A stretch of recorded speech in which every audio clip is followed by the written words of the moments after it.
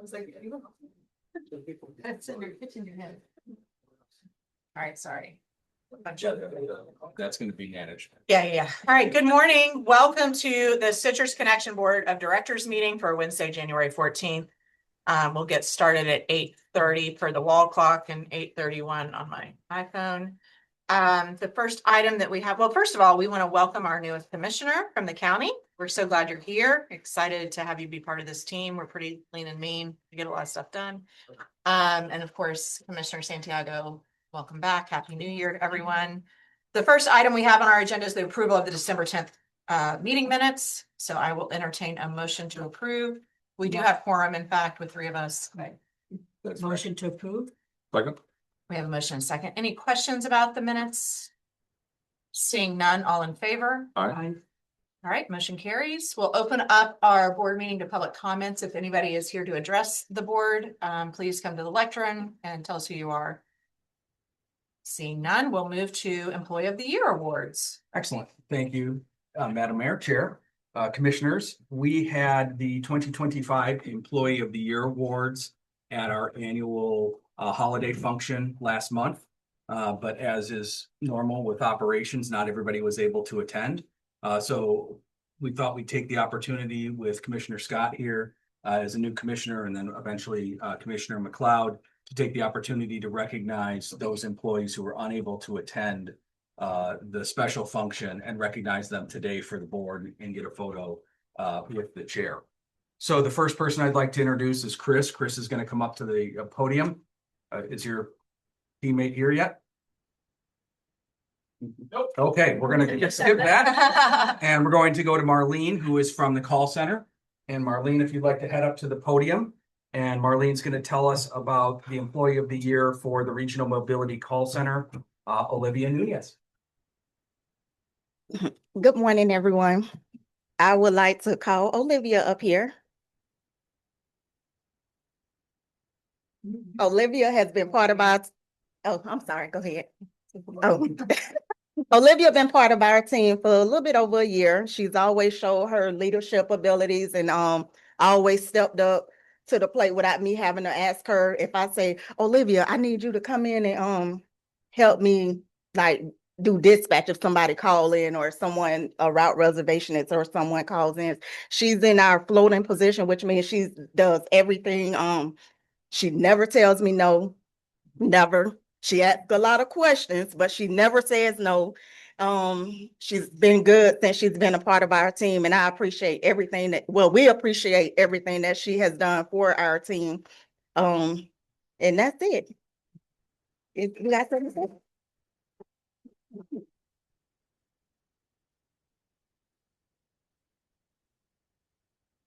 And here's the plaque that we would like to give you, just because you're the Employee of the Year, and we appreciate you. You may not get that enough, but we really do. Thank you. Thank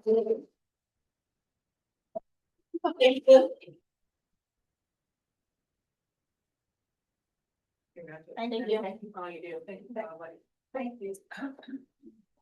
There's another. Yes, and Daisy, our controller, is going to introduce the Finance Employee of the Year. So if we can get Daisy and Pam to come up.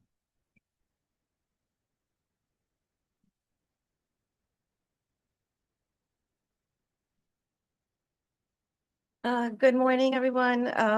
Pam Roberts has been with the agency for over 10 years. She joined our department 1 year ago in payroll. She has done an excellent job. She's improved communications with employees, with staff members, with HR. She hit the ground running with payroll and all the processes that we do there. And she's always available to do, to work the extra hours or do whatever it takes to get the job done. And she is very deserving of this award. Thank you, Tina.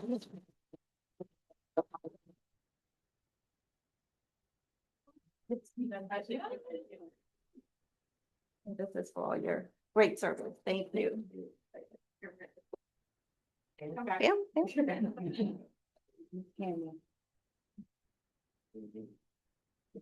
Congratulations. Thank you so much. Then I introduced Mr. Paul Sims to come up to introduce the fixed route Employee of the Year, Armando Morales, and the Training Employee of the Year, Michael Robinson. Good morning, Chair, Commissioners.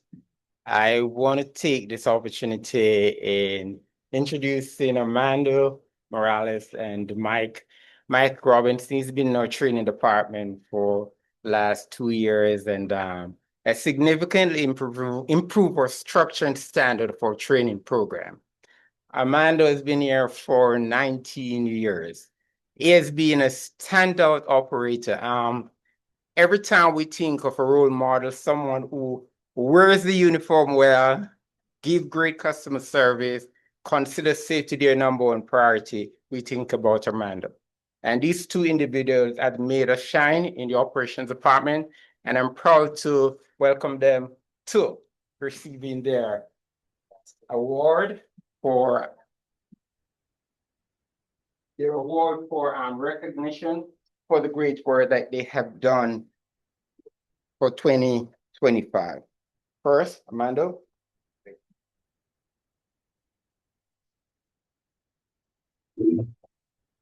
Then Michael. Thank you so much.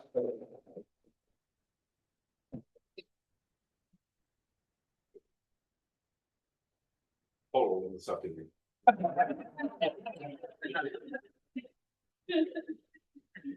Okay, thank you. Then we. You good? All right, Mr. Chase, we're better late than never.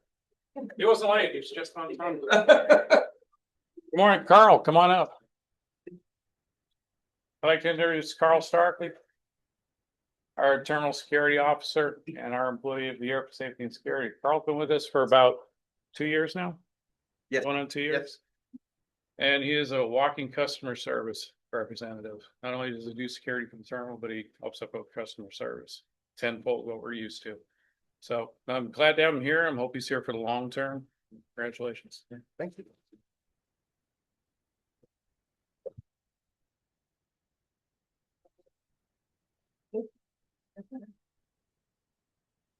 Suck it in like mine.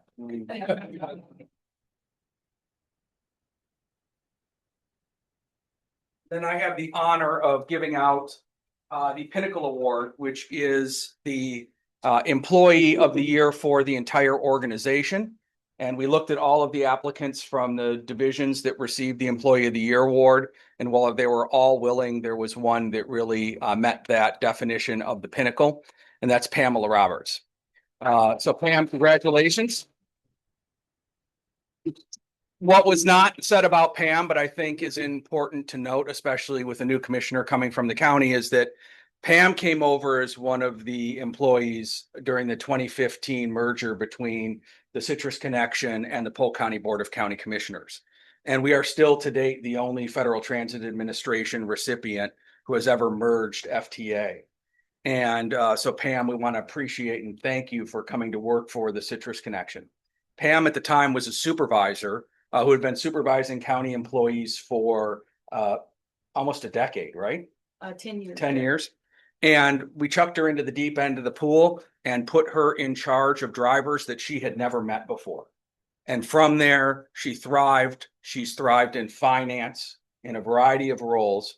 And during a critical time when we were having payroll challenges due to a CFO transition, Pam stepped up and really made sure that that trust between management and the employees was there. And I can't thank you enough from all of us for restoring the faith in that process and you stepping up for us. So thank you very much. Congratulations.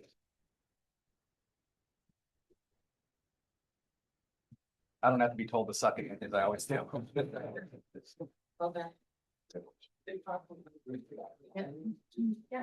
Yeah. Let's do a group picture with everyone that just got an award. Oh yeah, you're gonna pass it. Where do you want? Right here. Right here. No.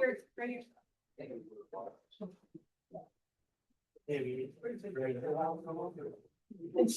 Do you want to slide? How do you want that? Yeah, we can leave. Wow. Can't you come to the sale? Yeah, perfect. Yeah, but that's it. Thank you. Thanks, Sean.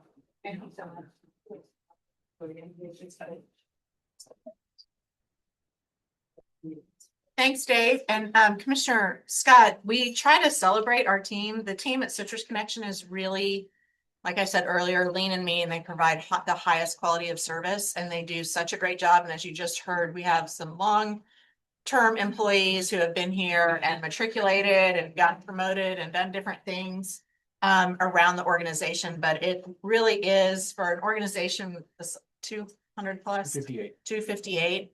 It's a really unbelievable organization and part of the county and city partnership. So we're really proud of them and they do just excellent work.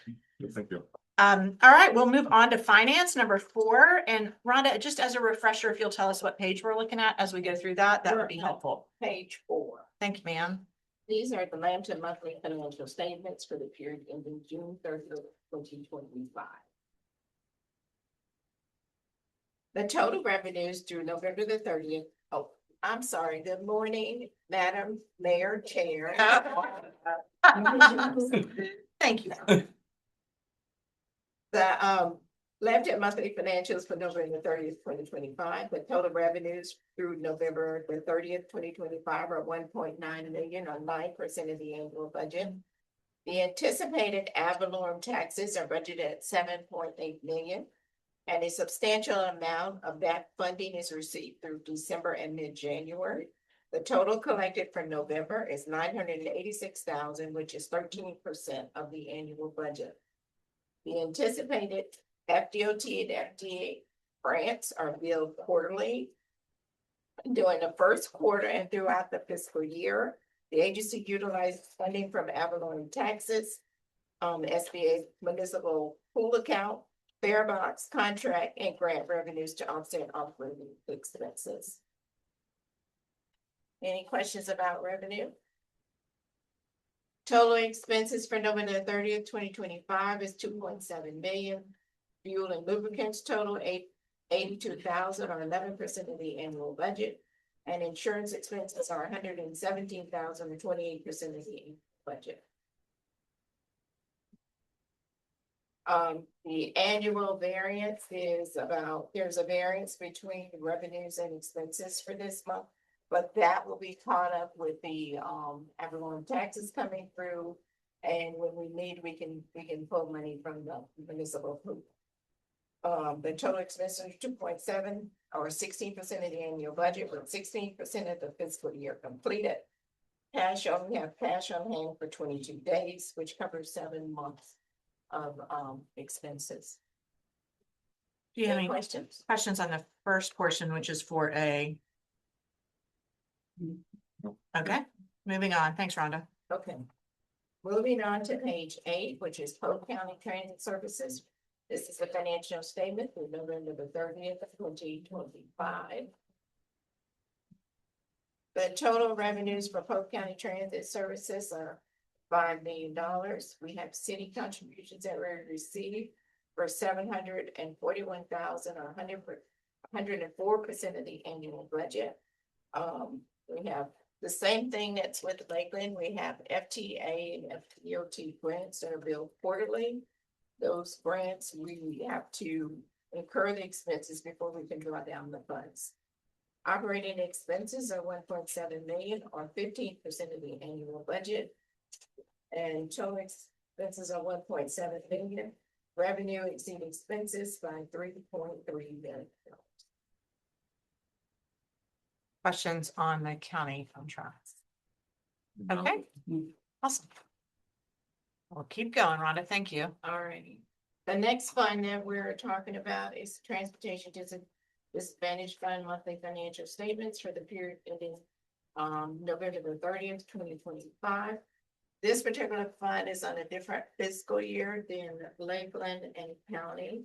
This fund is on the state year, which starts at July 1st to June 30th.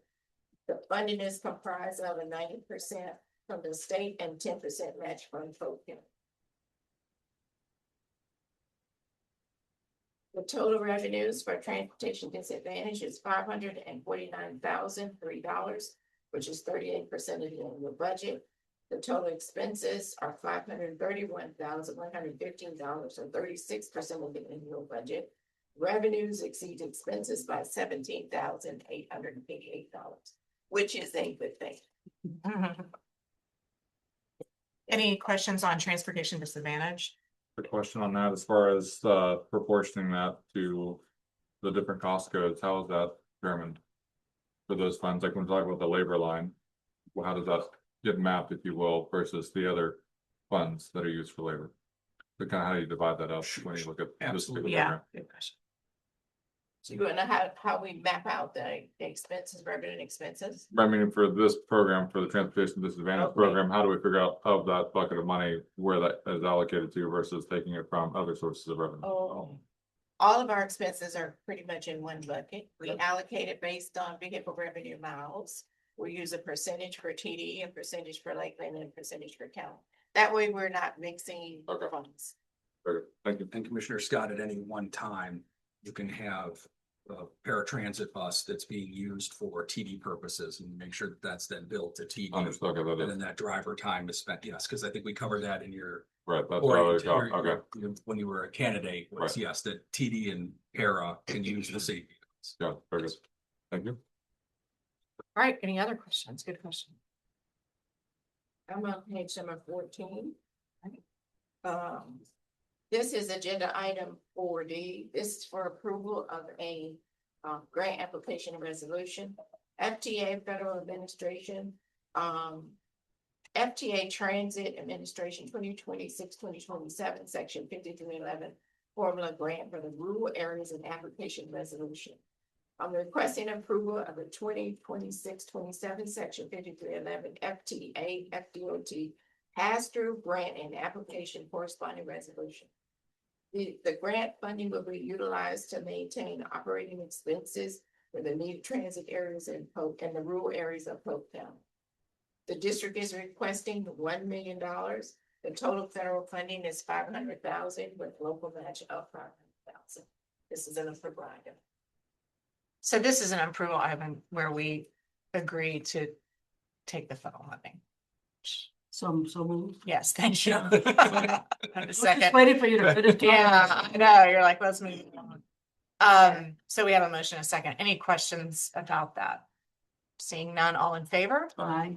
All right, motion carries. Thanks, Rhonda. We'll move on to page 16. Moving on to page 16. This is also an approval item. This is for the FTA 2026-27, section 5310. Mobility of seniors and individuals with disabilities, public transportation grant application and resolution. This is so that we can apply for the funding approval for you. Request approval of section 5310 grant application corresponding resolution. This grant will be utilized to support the travel trainer program for the purposes of educating seniors and the disabled population on how to utilize public transit in the Lakeland UZA area.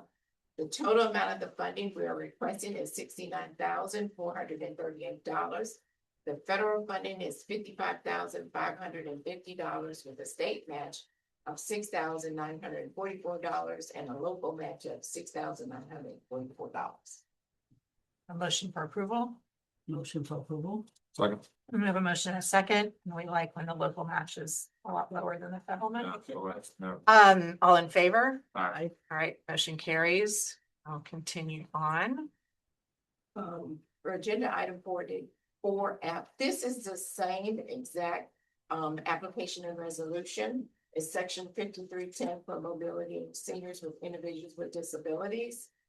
We're gonna use the same funding to support the travel training program for the purposes of educating seniors and disabled population. But this funding will be utilized in the Winter Haven UZA area. This is an 80-10-10 grant, which is what I should have said in the other grant, which means 80% of the funding comes from the federal government, 10% comes from the state, and 10% comes from local. The total amount of funding is $69,438. Federal funding is $55,550. State funding, $6,944, and a local match of $6,944. This is an approved item. Go ahead. So this is on top of and separate from the one that we just approved, correct? Just happens to be the same dollar amount. It's But it the would- same dollar, it's just in a different UCA area. Right, okay, so it would be an additional grant over and above, right? Right, That's so great. we operate in Lakeland, Winter Haven, Correct. Lakeland urbanized area, Winter Haven urbanized area. Yep. So we're effectively approving a travel trainer in Lakeland and a travel trainer. Remind me what UZA is? It's the urbanized area as defined by the federal government. So right now, Polk County, I believe, has, Chuck, you're gonna have to correct me if I'm wrong. I think, do we have 4 now? 4 because of the 4 corners. So we receive Federal Transit Administration dollars for urban and rural. For the Lakeland urbanized area, the Winter Haven urbanized area, there's now a 4 corners that we receive a small portion for, and then a Point Siena section that we receive as well.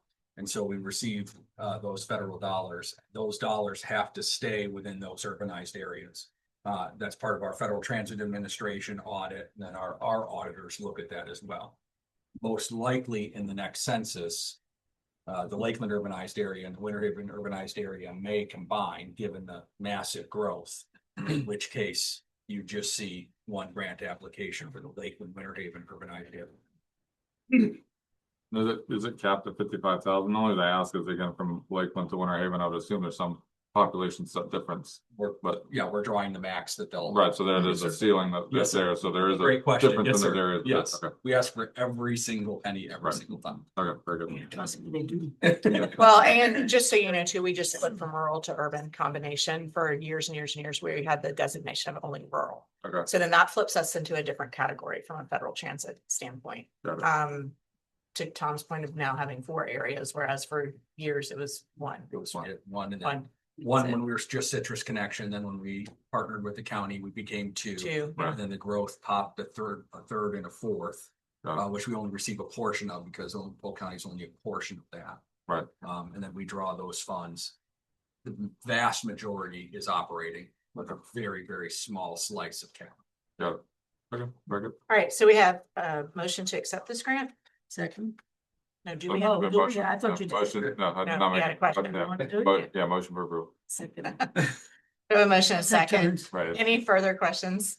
Seeing none, all in favor? Aye. All right, the motion carries. Thank you. We will now move over to the addition of land to the district by Mr. Darby. Yes, proposed resolution 2611 for addition of land. Commissioner Scott, there are 2 ways land can be added to the area of the district and be subject to the ad valorem tax. As you know, one way is by referendum, the vote by the registered voters of the district, which hasn't happened in a while. The second way is a procedure which the county has authorized that if the electors residing in the area to be added request to be included, and the district passes a resolution, which is happening today, and the city of Lakeland passes an ordinance, then the land is included in the district. These areas to be developed here, this is a solar farm, 2,000 acres. They Road 33. There are no electors in the area, and the city sometimes requires developers to request to be added in these areas. They're not developed yet, so there being no electors in the area. If the owner requests that the land be included, that's sufficient for the first step in the process. Second step is for the district to pass the resolution today for it to be added. Once that's done, the city of Lakeland passes an ordinance approving the land to be included. And there's a depiction of that area here attached to the exhibit. It's, as I mentioned, 2,000 acres. The owner is Williams Acquisition Holding Company, LLC. It was here on my copy. There's not a copy. I'll let you The know. map. Yeah. Yeah. Yeah, No, I see the it. commissioners don't. He's looking for it. There it is. Okay, sorry. Thank you, Bill. Thank you. Ellen. Okay, so back, unless there are any questions, this was proposed resolution 2611 for the land to be added, and then it passes that will send to the city for approval. So we need an approval. Yep. So make the motion to approve it. Okay. All right, we have a motion and a second. And really, this just helps with the long-term connectivity. So in future uses, you know, even though this is a solar farm now, if that pivots or turns somewhere else, we have Chuck Barnby and the team at City of Lakeland works really diligently. It's okay. I'm just giving some context. So I would say then this isn't envisioned to be a solar farm forever. There's some connectivity need that we would see in the future possible. Maybe, Or, yeah, right, okay. maybe not, but it's better to have it there than not, Just in case. just in case. All right, so we have a motion and a second. All in favor? Motion carries. All right, we can have Ms. Kinlaw and Paul McClary come up and do our community value survey. Good morning. You guys want us to look at the hard copy or do you want us to look at the screen? Probably to do both while Kelly's. Yes, yes. So good morning, Madam Mayor, Madam Chair. Good morning, board members. Today we're bringing to you the Community Value Survey. This was something that was a directive of our board to understand the perceptions of the community about the services that Citrus Connection brings. I think what we really want to impress upon you all is that this is the community survey. This is not a ridership survey. So we will do that. We will do the focus groups. We will do the walk and talks. However, this is just based on, and she'll go over, you know, dynamics and demographics, but this is solely the community-based one. So this survey was done in the fall. It was done, I think, over about a week. And we have our consultants online here. I see Matt, I see Kelly. Is Katie with you guys? Nope, Let's just see. us, Nicole. The volume is working. Yes, can you hear me?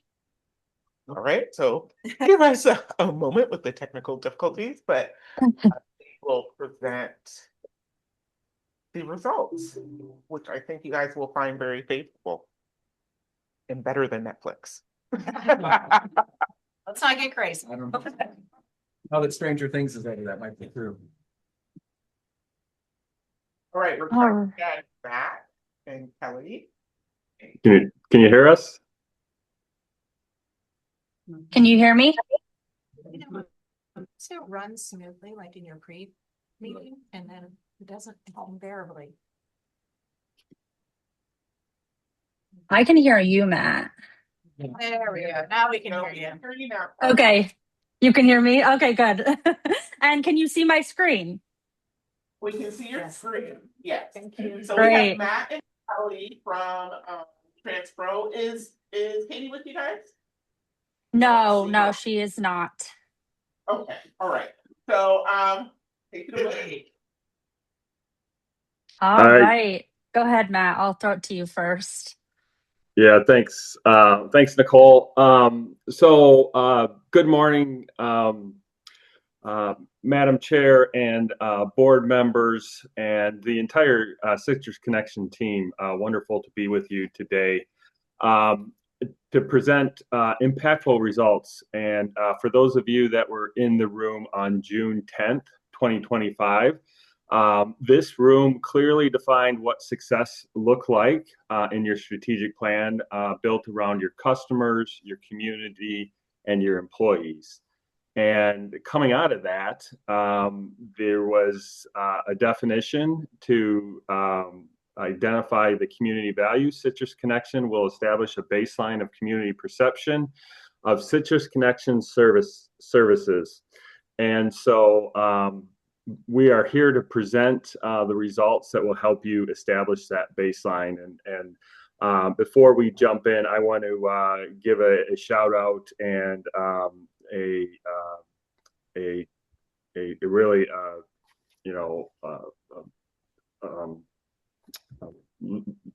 just a job well done to the champion Aaron, who drove this success outcome. And so many times we work with organizations, they sit in the room, they identify the strategy, but they don't put it in action. And so the results that Kelly's going to present will help you define the strategies moving forward to really help you develop strategy, and then help you really move the needle to make sure that you're delivering services that resonate and are important to your community. So with that, Kelly, I will turn it over to you to present results. Thanks, Matt. I second that as well. Nicole and Aaron have been great to work with, and I love the passion around the community value and these results. So good morning, Madam Chair and Citrus team. My name is Kelly Milady. I oversee execution of our market research surveys for customer, community, and workforce, and I'm super excited to present to you the results this morning, wave one of your survey for community value, and these results will establish a baseline for wave one. Here. So to start the presentation, we will begin with some key takeaways and a methodology overview. Then we'll jump into community impressions and finish up with community characteristics. If there's any questions throughout, feel free to jump in. Matt, just keep an eye out for me because it's kind of difficult for me to see my screen if anybody raises their hand. But yeah, feel free to jump in if there's any questions because we'll be absorbing a lot of information today.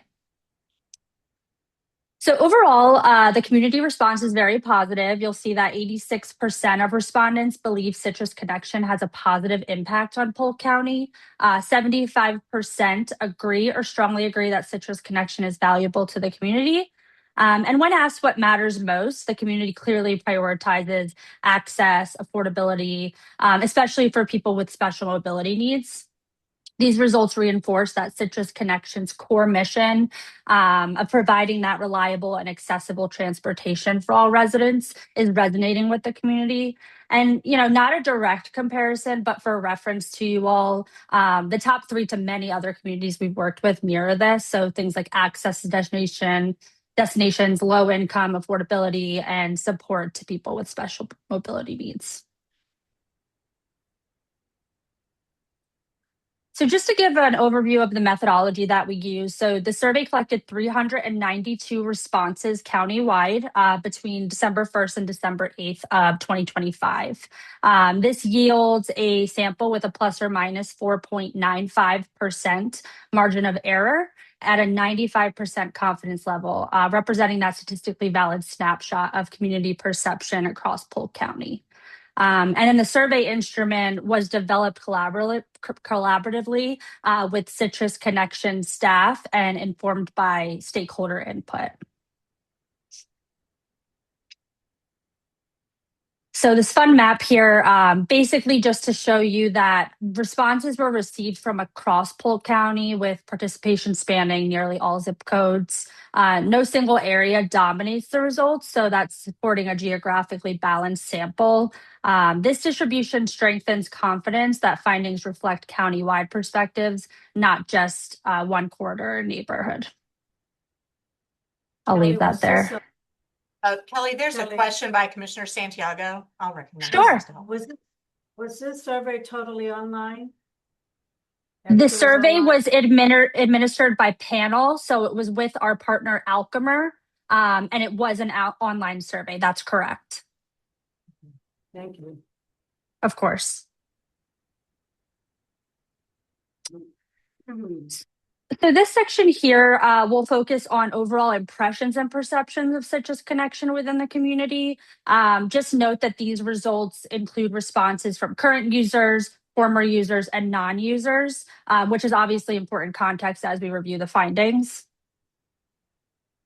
So kind of, tied to that, this shows how frequently respondents use the Citrus Connection services. So including fixed route, paratransit, the squeeze. You'll see while some respondents are regular users, many interact with Citrus Connection infrequently or not at all. So that, makes that strong value perception especially meaningful. People are seeing the value in the service even if they aren't daily riders.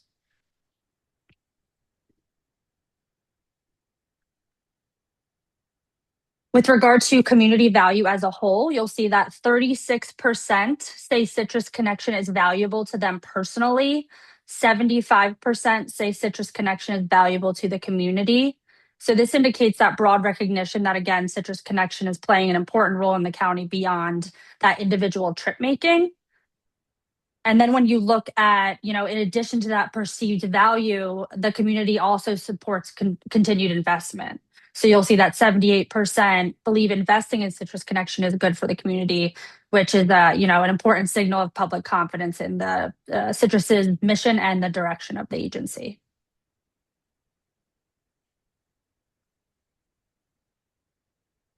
So here you see respondents were asked to identify the top 3 priorities Citrus Connection should focus on. You'll see these top 3 priorities are connecting people to places they need or they want to go, providing transportation for people with special mobility needs, and then offering that affordable alternative to driving. You'll see them kind of trickle down here, and I'll let you read that for a moment if there's any questions. But yeah, majority, I don't say the majority, but a lot of individuals, spoke to the importance of connecting people to things like work, their kids' schools, things like that. And then you see that kind of trickle down.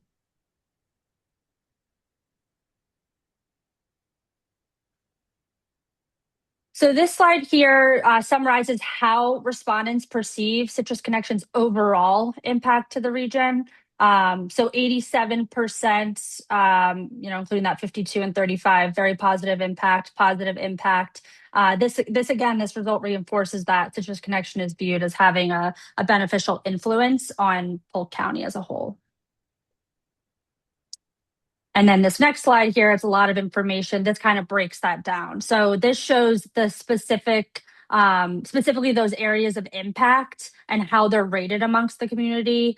So you'll see Citrus Connection is seen as having the most positive impact in enhancing mobility for low-income individuals at 82%, connecting people to places they need or want to go, and serving people with special mobility needs at 81%. These findings highlight Citrus Connection's role as a mobility safety net and equity-driven service provider, and then really relatively low outright negative sentiment, which is great. You'll see, at the bottom here, 68% environmental impact, regional connectivity, development near transit. So Citrus Connection is strongly valued for direct, human-centered benefits. It seems like there's an opportunity next to clearly communicate and demonstrate transit supports growth, sustainability, and regional connectivity, especially as Polk County continues to grow.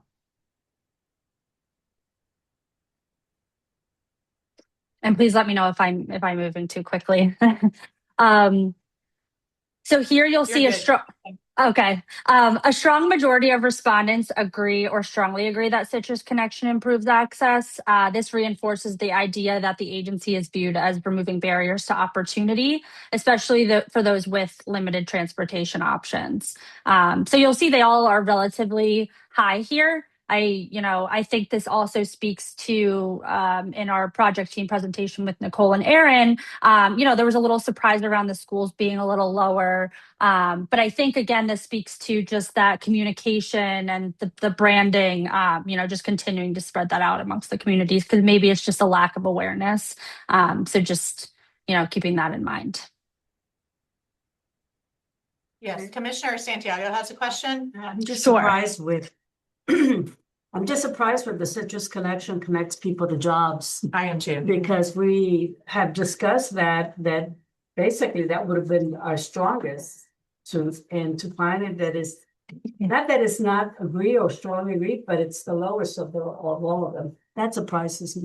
Well, I think the important piece of that is not the writers. I think the writers would tell us it's going to work. And I think the community at large, that's what Kelly's saying as far as, communicating with the overall public, like that is really our writers, the group of writers that accesses us the most. Right. But the community doesn't know that. Yeah. A disconnection. Yeah. So it is interesting. Yeah, I think that's sorry, go ahead. No, that's somebody. Okay. Go ahead. Okay. Yeah, I think it's obviously, recognize that these are still very high scores. You don't see anything that's significantly low. And just remembering that this is perception of access, right? So it's not your customers that are saying this. I'm sure that, based on what you've all said here, once we, hear from customers, you'll probably see that connection to jobs to be super, super high. So just keep that in mind. But again, these are, relatively high scores, and it seems very strong. So, and it'll be interesting to see wave over wave as well, that trend that going up or down. So just keep that in mind, that it'll be, interesting to see that analysis side. Okay, so this slide here helps us understand what changes would actually move the needle on how often people use Citrus Connection. Improvements, things like that, making trips faster, more direct, easier to understand, such as real-time information, fewer transfers, and simpler trip planning. They are most likely to increase how often people use Citrus Connection. You'll see that those slowly start to trickle down here, and there's another page, but I don't want to rush you, so I'm going to give you a few seconds to read through those, and then we'll hop to the next.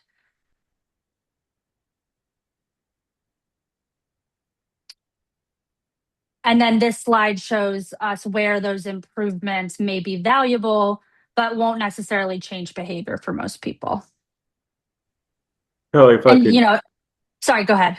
If I could jump in here, and so while we're presenting you a lot of data, our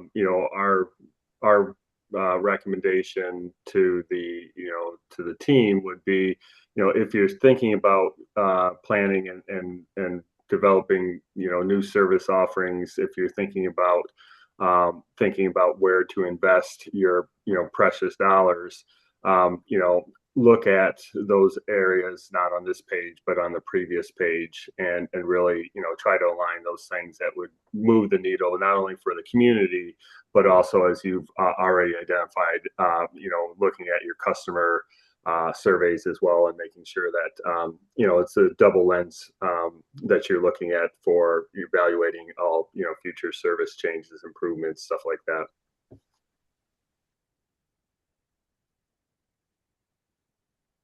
Thanks, Matt. So this brings together the core value findings. So you'll see 75% see Citrus Connection as valuable. The community sees Citrus Connection making the biggest difference in mobility for low-income residents, access to destinations, and then transportation for people with special mobility needs.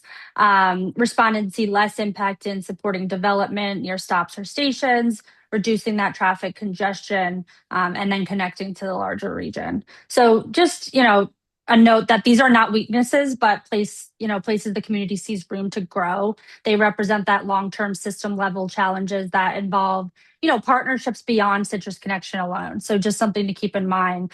This is a great score.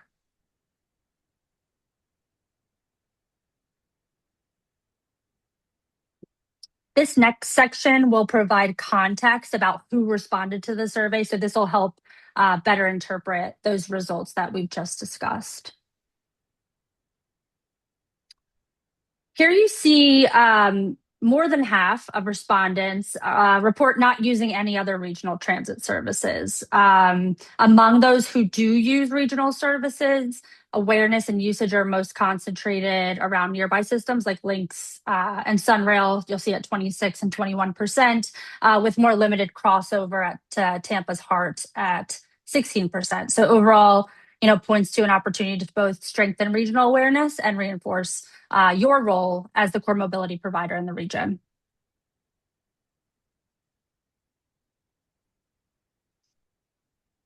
Nearly half of respondents, 46%, report similar transit use among household members. So you'll see 1 in 5 respondents, 20% live alone, reflecting independent travel decisions.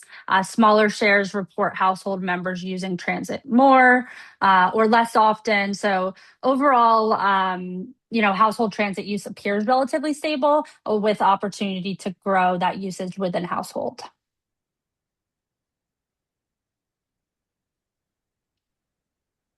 This slide is interesting here. So perceptions of Citrus Connection are driven primarily by direct exposure. So seeing buses and stops in the community at 37%, personal transit experience at 30%. Word of mouth from friends, family, coworkers also plays a meaningful role at 18%.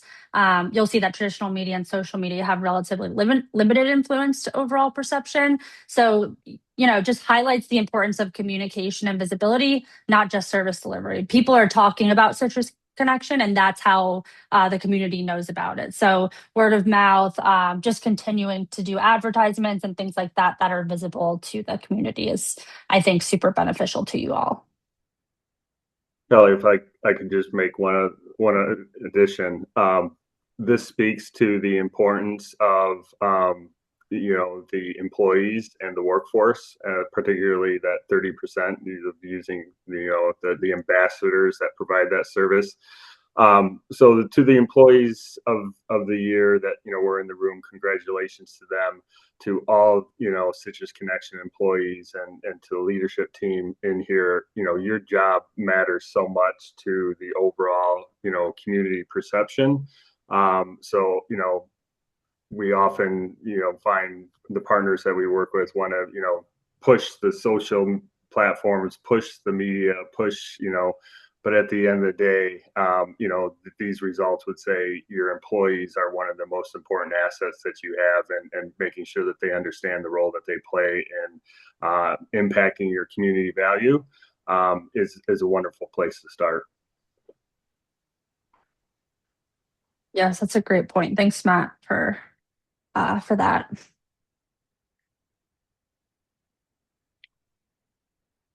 Here you'll see work is the most common trip purpose amongst transit users, so 33%, reinforcing that role that Citrus plays and all transit plays in supporting employment access. Shopping and retail destinations account for 1 in 5 trips, followed by medical and mental health trips. A mix of education, entertainment, and other personal trips make up the remaining share, each at lower levels. And, this just speaks to trip purposes are largely necessity based, underscoring transit's role in supporting those daily life and essential needs. And this, just for reference, this was asked for respondents who currently use Citrus Connection. Were asked their primary purpose. So anybody who currently uses it was asked what their primary purpose was, and this was the result here. Hey, Kelly, this is something that I've talked about since I've been on Citrus Connection board for several years now, is that 21% store, retail establishment, shopping center, restaurant, cafe, bar, club. Like, sometimes we talk about shopping and I try to make it clear for the public that sometimes shopping is going to the pharmacy and picking up your meds. It's going to a grocery store and getting food. So those are needs, not wants.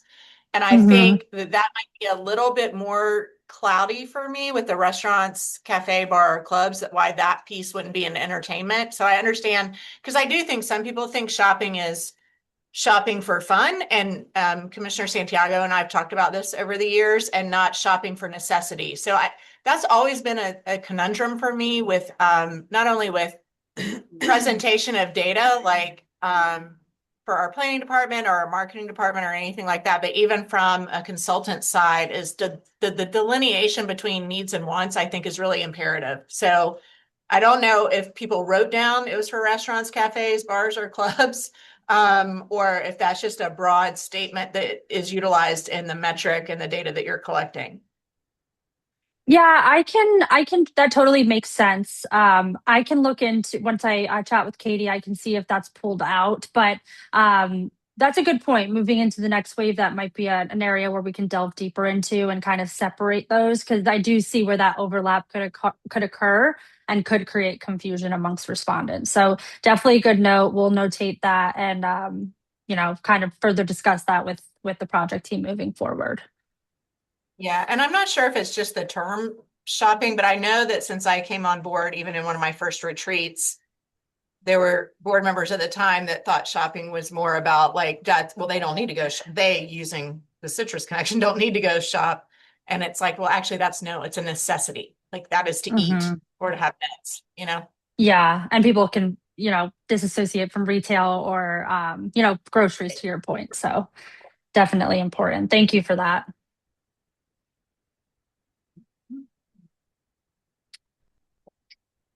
Service perception in the last year. So this was to respondents who use Citrus Connection more than once per year. When asked about their perception of service, this is how they responded. So you'll see the largest share of respondents at 44% report improvement in service over the past year, regardless of a prior perception. About 1/3, 32% indicate service has stayed the same, suggesting stability for those riders. And then roughly 1 in 5 respondents, about 19%, report that service has worsened over the past year. So overall perceptions lean more positive than negative, with that improvement outweighing the decline.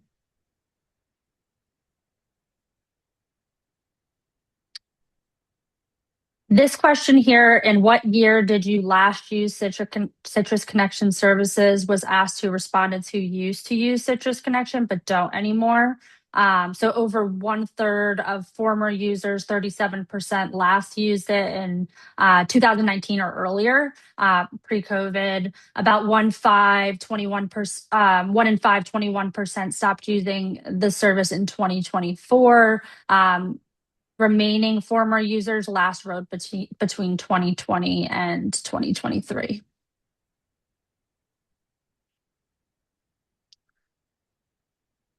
This here, why do you not use Citrus Connection services? Please select all that apply. So this was asked to respondents who used to use Citrus Connection but don't anymore or have never used it in the past.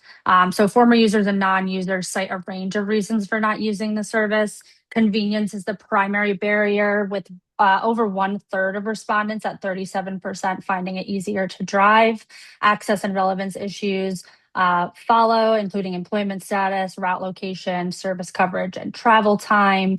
And then operational factors such as frequency, reliability, accessibility, and cost are cited by smaller but notable shares.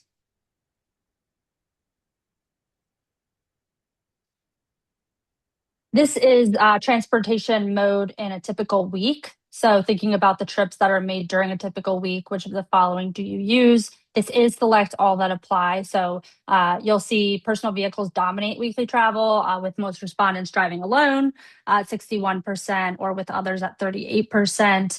Walking and riding as a passenger are also common, reflecting a mix of travel needs and distances.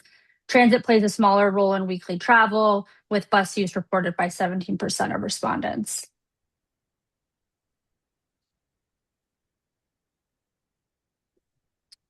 This primary transportation mode is focused for those who travel to work and school. So nearly half of respondents at 47% primarily drive alone to work or school. Transit is the primary commute mode for a relatively small share, with bus use at 8%.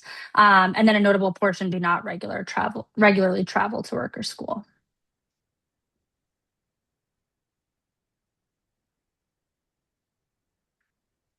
You'll see with commute, most commutes are under 30 minutes. And then 1 in 7 respondents do not commute to work or school. And then the next one here, how many personal vehicles are owned? The vast majority of households own 1 or 2 vehicles, 1 being the highest at 54%. Most respondents are employed with full-time work, most common. Retired and part-time workers represent a meaningful share of the sample. And then remote work is mixed, with similar shares working from home all the time or never.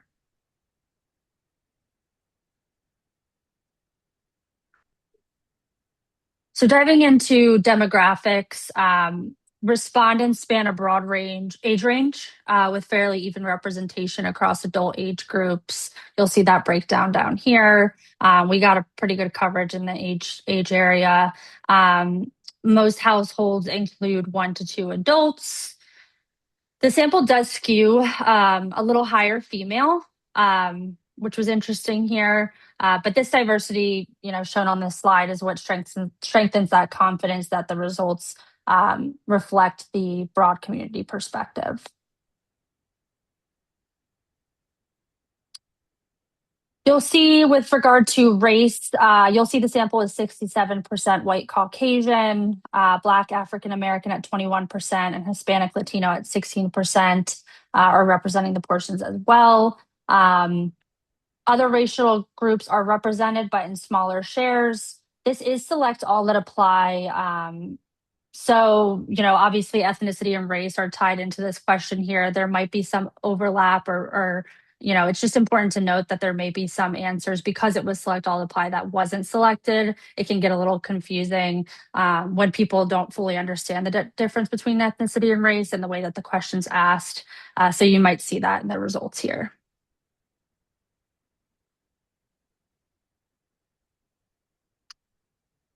Annual income. So most households report annual incomes below 75,000. Middle income ranges 25,000 to 74,999, making up the largest share of respondents. And then higher income households are represented at lower levels. So just to, you saw this at the beginning of the presentation. I just want to reiterate, Wave 1 confirms that Citrus Connection is widely viewed as a valuable community asset. The strongest perceived value lies in access, affordability, and equity-focused mobility. The results also highlight clear opportunities to strengthen regional connections and long-term community outcomes. So these findings provide that strong foundation for future planning, communication, and investment decisions amongst you all. And that concludes my slideshow here. I will stop sharing and take any further questions. Thank you, Kelly and Matt. Any questions? Thank you. Commissioner Scott.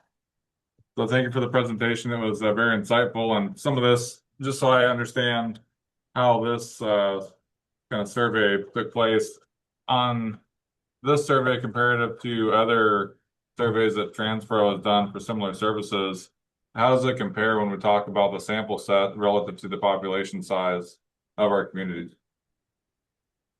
So the way that we, I don't know the full definition of how the 385 number matches up to our statistical validity. That's more Katie, and she unfortunately couldn't make it today. But we basically that margin of error that we collected is the same that we do for customer, community, and we try to reach for employee because it gives you that plus or minus 5% margin of error. So it is, there's that 5% plus or minus that may be, swayed a little bit. So you want to, if it's in that margin of error, the results, you'll kind of, think of that as not being super relevant.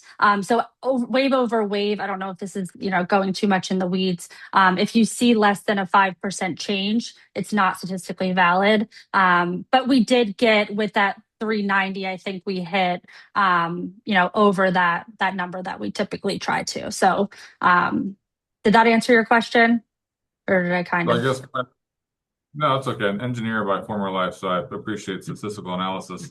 From a 392 sample set for a population of over 850,000 countywide, which not all the counties within the service area of Citrus Connection, we know that, but more so just a point of understanding for other surveys that you guys do. If you're in a county of 400,000, is that sample set going to be 200, or is it just trying to gauge how relevant the 392 would reflect our population at the size that it is?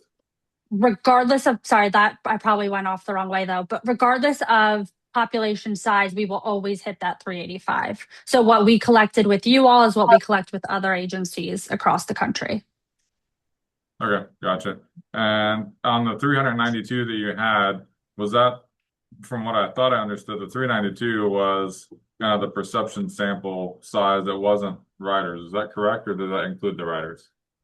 It did include the riders. It was basically community wide. So it could be riders, it could be non-riders, it could be, people who have ridden the service before. That's kind of how we collect that statistically valid sample at a randomized collection. So we're trying to hear from everybody in the community, not just non-riders. Okay, and then for the data that you had relative to the rider information, where I think it was like one was like 63 or 62. So that is out of the 392. 63 of them could respond to the question relative to actually riding the bus, correct? That's all. Yes. To respond. You I chose to respond, Yeah. right? It wasn't in Yeah. addition to the 392, it was a part of. Some of those slides, you had that number. So you had N equals 63 Right, or that N was- equals 32. Right, okay. Yeah. So that's the one that chose to respond to that. Okay, Right. got it. Correct, yep. Not too many more, and Commissioner Santiago can understand. From a. If I could jump in real quick. Sorry, I just want to provide a little bit of national context, Commissioner Scott, on the question that you asked about the users. One of the things that was different in this survey, so I want to, again, 50% of the people that took this have never used your services, you know, Right.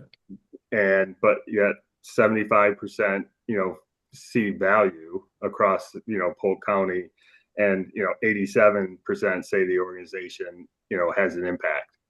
And so those are really super strong numbers.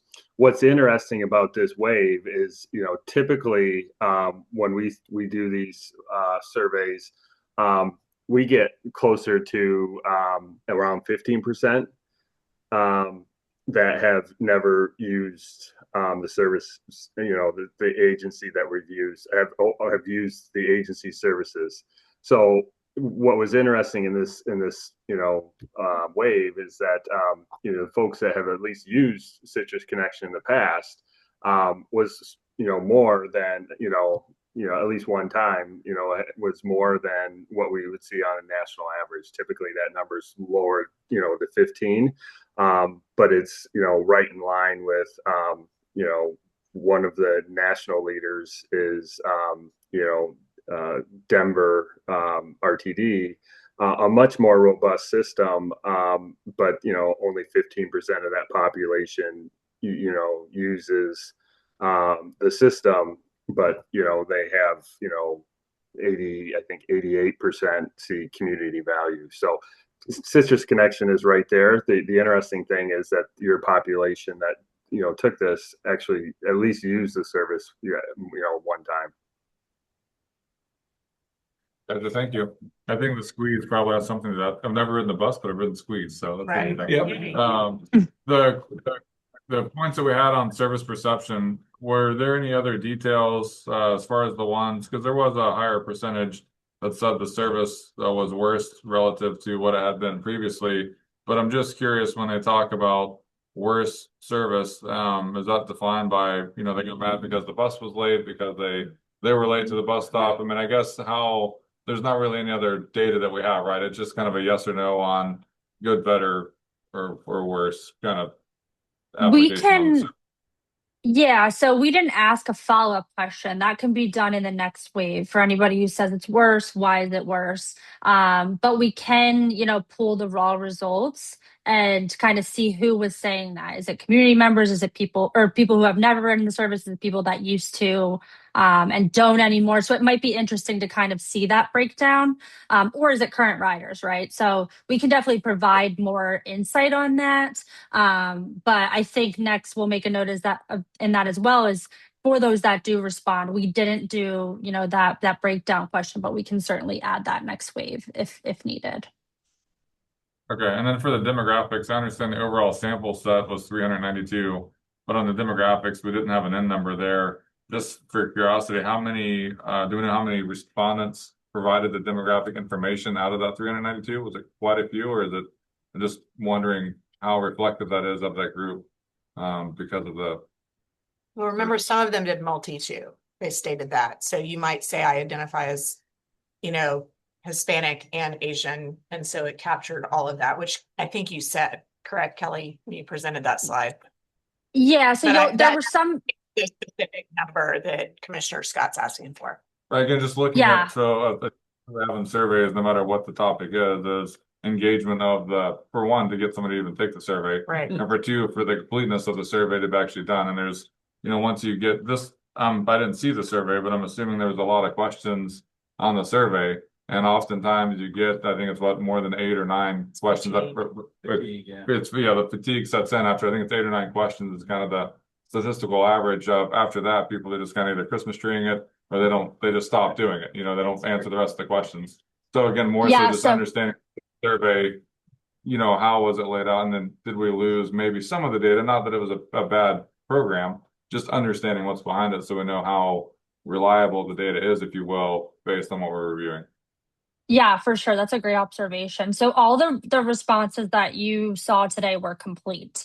I can see if there was any partial where, somebody might have went halfway through the data and then was like, I don't have time for this. But we are very clear up front about how long the survey will take. And then when you hit the demographics, there's always going to be people who are not comfortable with providing that information.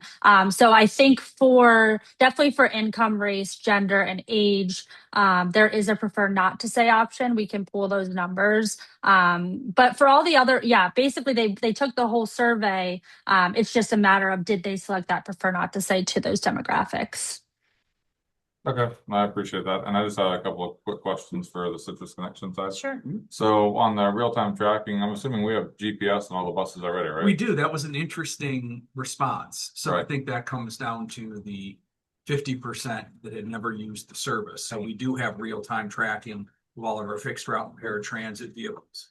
Khalil is here. His responsibility is to make sure that's working every single day. Right. And then he sends a report to senior management. Khalil, how long have you been doing that? Doing it for about 7 months now. Okay, and for the last 7 months, there's been 0 or 1 vehicles down countywide. And is that data shared with the rider though? Like a rider? Yeah, Right, real like- time. yeah, right, Right. right, yeah, right, okay. And remember, some of this is perception Perception, versus. exactly, right. And exactly. Commissioner Scott, I'd just like to note that we are the only transit system that uses the Avail system, which is what we use. Okay, And we leave the passenger count data on. okay, So anyone, user or not, can log on and see how many people are on any bus at any one time. okay, So complete transparency. Yeah. If someone says the bus is empty, they right, can click on any bus in our fleet at any time and see how many people are on the bus. gotcha. Okay.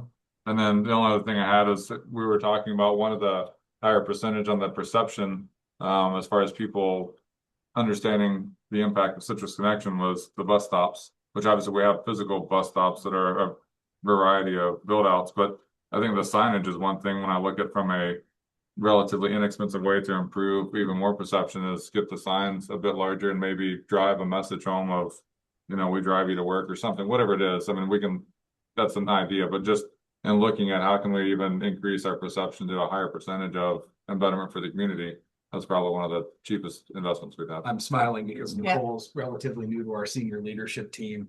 And one of the first things she said when she got here is, we really need to redo the bus stop sign. Right, there you go.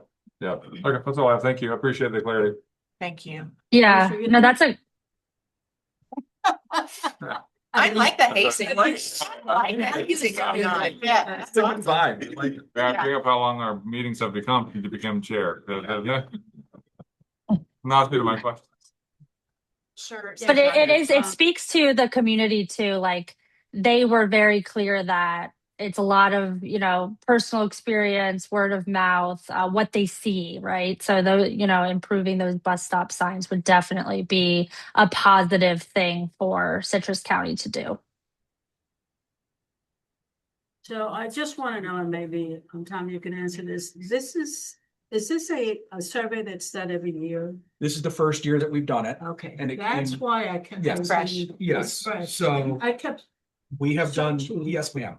Yes, so it was covered in the introduction, but we have done the statistically significant 95% Mm. confidence interval rider survey right, okay. for the last decade. Okay. And that's we've always used Citrus Connection interns to do that to the riders. This is the first community value survey, and this came directly out of the strategic planning retreat with the board of directors. I was So searching this is my a head first. just Yeah. to figure out. Yes, Because remember, Matt did our where is retreat. that? Yeah. yes. And Yeah. so Yeah. we kind of jumped off from So there. my question would be, have you been discussing how you're gonna be using this survey? Locally to do it? Nicole and Aaron are taking us through that with Transpro on how we now take this and make it actionable. And we'll have updates, periodic updates. Absolutely. This was a board directive that came out of the retreat.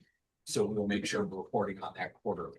And this is something we're gonna do every year, the survey. Yes, So then we can get to the point that we can compare this year's survey Yeah. and next year's. yes, survey. yes, ma'am. Just like we That- do with the that's employee good. engagement survey. And the writers. Survey. Yeah. Yes, ma'am. So the only other thing, and I already mentioned it, was the discrepancy between, and I know it's perception. And I know that the scores are wonderful, but it just surprised me that the perception of the community is different. Or less than the actual reality of our ridership. Yes. For work related, traveling for work related. So that's something that we just need to focus on and Highlight, see what we yeah. can do with that. I think it's great information. I mean, I think it's gleaned some really solid key points for us to focus in on and really talk about. I do find the 2019 data the interesting part of people, but serving since 2019, it makes sense because we saw such a cliff for COVID that we've been clawing our way back at, going from having a pretty solid system. The system's always been solid, but the really higher level of usage in 2019, and then we have the cliff of COVID, and then, people hesitating to come back, but also everybody. I mean, we just shut everything down, in that every 2 week perpetuity for a good year of then clawing our way back into getting people to work and figuring out how to do that. And we still haven't done a really good universally. This is not about Citrus Connection, but universally in any kind of public service, a postmort on all of the ramifications that we saw in 2020 and the ripple effect that has impacted everything. So I like seeing that number. I'm interested to learn more about it. Me too. My first thought, going to both of your comments, who's not using the bus and what's that perception that the service has gotten worse? And I haven't ridden since 2019. The first place I went with your comment and now yours was looking at that zip code data. If you were from Frostproof or Eagle Lake and you were answering those questions, you haven't had transit service since then. Yeah. So Right. though that could dictate that. So there's a lot of things to look at. I think this is a great first step, but now based on your comments, we can start to mine down and maybe ask some of those follow-up questions, which may make the survey longer, but we may garner some great information Yeah. from those that respond. Good work. Yeah, totally. And the bread and butter is exactly what you said, is being able to see wave over waves. Is this going up? Is it going down? And then you kind of know, am I moving the needle on these items? Am I doing the right things? And it's just really interesting to see, with a lot of agencies we've worked with, when you focus on the right things that you hear from the community, you'll see them go up. Another, just a quick note, I know we're over time, is just recognizing that a lot of the respondents either maybe retired, they might have ridden the service before and then they retired, or they may now work from home. Obviously work from home went up after COVID. So they may not use the bus service as frequently. So just something to notate, as you dive deeper into these. I also think on that slide that talked about, it was a orange bar graph about households and the behavior of the household. I don't know if you can flip back to that, but I think that is a behavioral mark, where if I don't ride the bus, then my kids might not ride the bus and use public transit, or my spouse might not do that because then we have a single family. So I think for us in Polk County, we've always, at least since I've been here, really talked about that behavior shift of a lot of people who live here have come from other places and utilize public transit like regularly, and they don't do it here. Is that because we were more rural to begin with? We're a historically agriculture community. Like, why is that? But then in addition, we have people who will go to Washington, D.C. and ride the metro all day long, or they'll go to New York and do the subway, and they'll travel and they'll utilize public transit, but they don't necessarily utilize it at home. And is that because volume drives quality? What are those things? I think if you go back, maybe it was the green household, the household slide. Maybe it wasn't orange. Yes, this one here. Household use Citrus Connection. I think that's a behavior. And I think that's a behavior within the walls of your household, of who utilizes it. Because if you see people utilizing it, then you're more apt to utilize it yourself, which goes to the point also that you found of people seeing the transit system and how that's the highest level of people wanting to utilize it or thinking about it is because they actually see it going on. And this is internal, like if I know someone who uses it, I'm probably more apt to access it and use it as well. Totally. You can tell we can nerd out on this all day long. Yeah. Oh, good. Great. Well, thank you guys so much. Thank you, Matt. Thanks, Thank you, Matt. Kelly. We appreciate the work you did here. Erin and I will follow up with both of you guys. And thank you all for sharing the insights and ideas that come out of this. So we will now use this information to really think about what we're going to do and how we're going to improve service. Yeah, great. Thank y'all. All right. Thank you, everyone. Appreciate your time. Bye. Bye. Scott, I just loved your questions. So good. Gets me excited when someone's like engaged. Okay, agency updates. Excellent. So Commissioner Scott, this is how I communicate with the board at the end. I'm always welcome for your feedback. You and I talked about some of these issues a little bit on the phone, but I always reiterate them for the public. The first is I want to thank the team for meeting with the city of Winter Haven. There's been much discussion over the last years about a Winter Haven squeeze. We had our staff meet with their staff, so look for a Winter Haven squeeze in the next 45 to 60 days while we hammer that out. I know you've been very passionate about that. So I'd like to thank Erin and her team and the planning team and the safety team for doing all of that. They will be utilizing, most likely utilizing existing gas carts. Although their desire is to use the new electric carts. They would cover capital and operating for both. But in the meantime, we have spare gas carts they can use because there is a lead time for those electric carts. And all of our staff and the Winter Haven staff feel like capitalizing on this fantastic weather and getting the service up and running is important. Farthest out kind of special project that we've been working on, Sun and Fun Express. We've been working for a number of years to run express buses, federally approved, from Sun and Fun to downtown Lakeland, stopping at Lakeside Village. It's a huge lift. When we met with Gene Conrad and his team, we found out that there are folks who have flown in for 20 plus years who have never left the campus because they don't use Uber or Lyft, or the farthest that they've come into town is Lakeside Village, which is great. Lots of locally owned things, but we'd love to have them come to downtown to experience Mud Park. The update is that we had a fantastic meeting with the Chamber of Commerce president and her staff, as well as the LDDA president and her staff.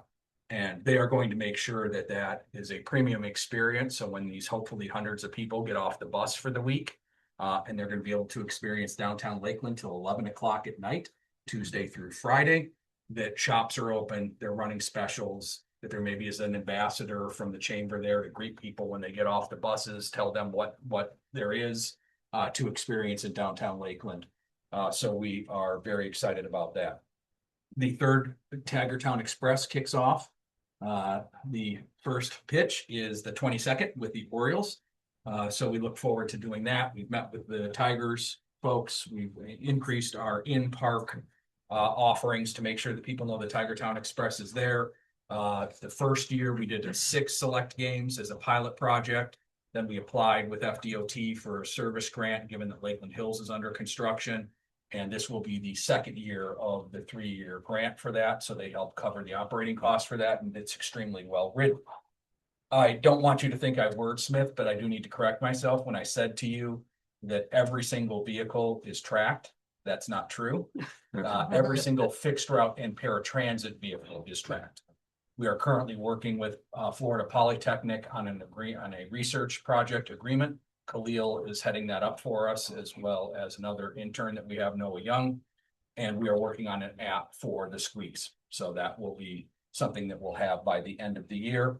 After this meeting, we are heading to Lake Wales for their municipal partnership update. The ridership is extremely good on their fixed route 5 routes that they have, as well as their community circulator and their Lake Wales squeeze. So really excited to give them an update on that. We'll be attending the Lakeland Economic Forecast Breakfast that's coming up, so we know what to look for in the future. That's always an excellent event. I'd like to thank Erin and her team. The fixed route fleet is completely sold out. Winners and Yonkers bought 9 sides of buses. So the entire fixed route fleet is sold out for the first time since I've been here. And then would like to congratulate Carly Flagler on receiving her AICP certification. So we're very excited for that. So congratulations, Carly. And that's the end of my report. Awesome. All right, any other business? Seeing none, I'll entertain a motion to adjourn. Motion to adjourn. All right, motion carries. Great first meeting. Okay, Tom, for that